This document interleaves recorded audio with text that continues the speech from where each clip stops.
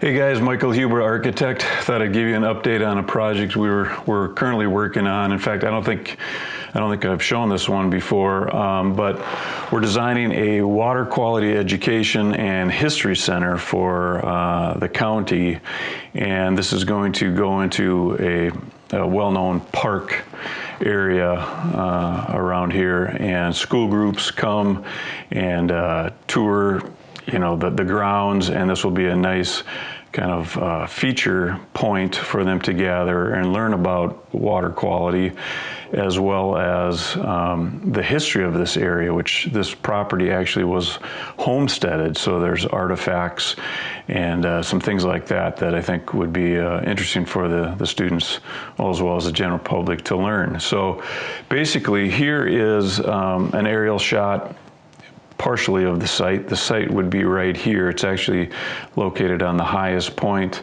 of this park. And then there's this beautiful clean lake, and this whole area has some great topography formed by glacier action. So here is the site. It's hard to tell, but it is up on a hillside, and there are great views in all directions to the trails and other amenities of the park. So our charge here is to come up with a concept for this building that then can be used for presentations, try to build some excitement and buy into this new facility, which I think honestly would be a fabulous amenity for this park. So we've done a number of initial concepts as usual, discussing program, looking at the site, etc. And so here is the current iteration that we're looking at. So we've got large windows out of this classroom space facing the lake. We've got a large covered porch area here so that while some kids are in the classroom, others can be outside.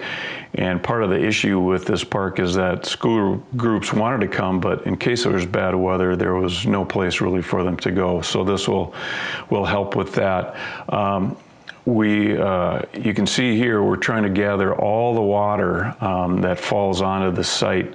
It can either spill onto this green roof portion, again another interpretive aspect, or we're going to gather some water on the backside here in this large cistern. And we're working with landscape architect, a good friend of mine, and obviously developing the site around this building and access, etc. But we're going to have an outdoor classroom area around the cistern so they can actually use rainwater in some of their demonstrations, etc. We're also looking at using the sort of standard, using the design guidelines, the standard building materials, finishes, colors, etc.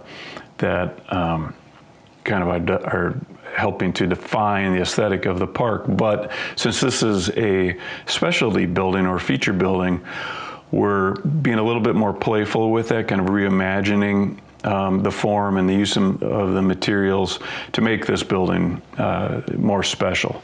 So here we've got stone. This is the restrooms, mechanical spaces are in the stone, and then we've got classroom and exhibit spaces on this half. So let me jump into the interior concept here. All right, so here's a cutaway, again, the porch and entry area. So as we look from the top down, you can see we've got a lobby, and this will be the history part of this building. There'll be displays, pedestals for artifacts, some whiteboards for teaching kids. So we could have a school group in here. This would be the classroom space then. For some other demonstrations, we'll have water in there, etc. too. Then we've got restrooms and mechanical spaces and storage. Kind of, again, these are just conceptual ideas, but some fun thoughts are that we could have a glass portion of the floor with one of those topography cutaway, you can tell I'm an architect, cutaway maps that not only show the hills, but also just the depth of the lake, so they get a better idea of the glacial activity in this area. And you can see also we've got, wherever there's water in the walls, for now we're having that be blue tile, just to denote that you know, there are things that are happening behind these walls that you should really know about.